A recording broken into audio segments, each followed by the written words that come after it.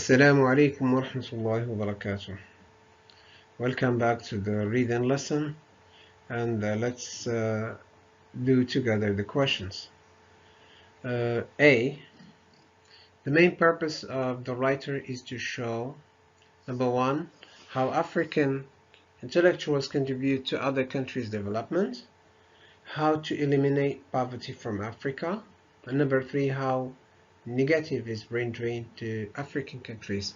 So to answer these kind of questions, or to determine the purpose of the writer, as we have in this question, or to find out the main idea of the text, you have to look at the first paragraph, or more precisely at the topic sentence.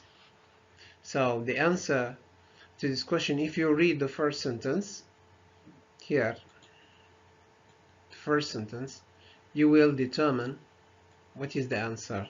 So the answer is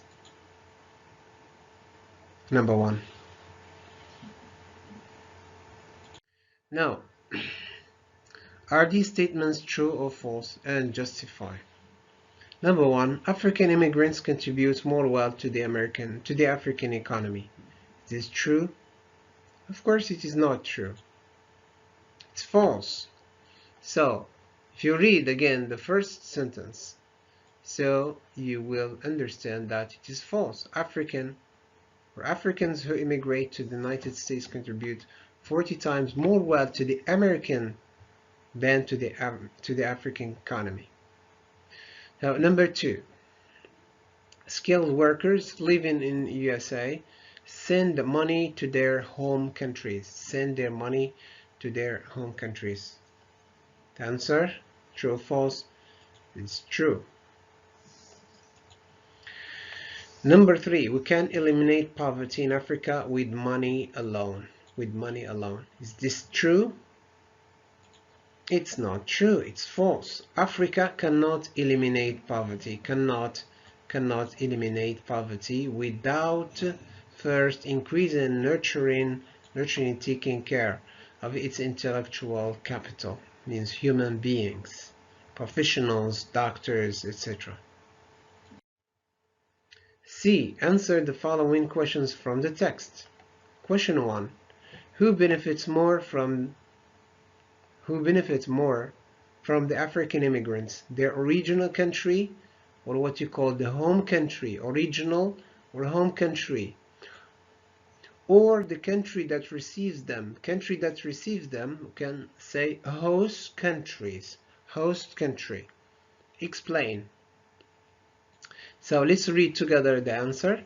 The African immigrants benefit their host countries, means the countries that receive them.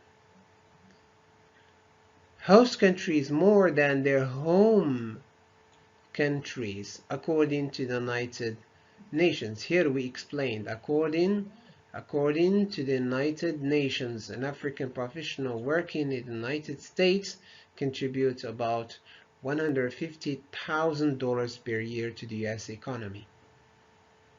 Number 2, why is the human capital more important than the financial capital? The answer, the human capital is more important. Here we have the answer, more valuable than its financial capital.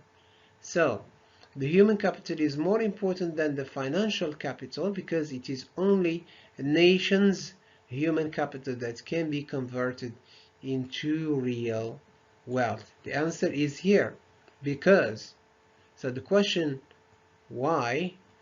The answer, because it is only a nation's human capital that can be converted into real wealth. So the answer is here.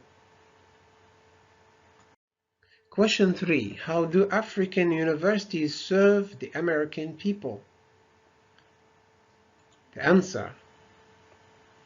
African universities serve the American people by exporting its graduates. Graduate means human capital to the United States. So the answer is here. The African universities are exporting, giving a large percentage of their graduating human capital, or here we say graduates, خريجين, to the United States. D. What do these words refer to? Number one, here, number one, the first paragraph. So to answer this question, you have to read the sentence, the last sentence in which one appears.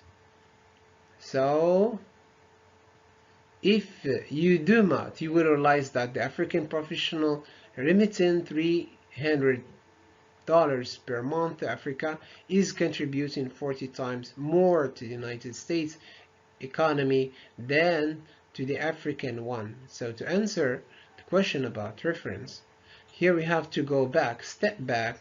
Here we have the African one, you have the United States economy. So here the answer, economy. There, paragraph 2, this, there.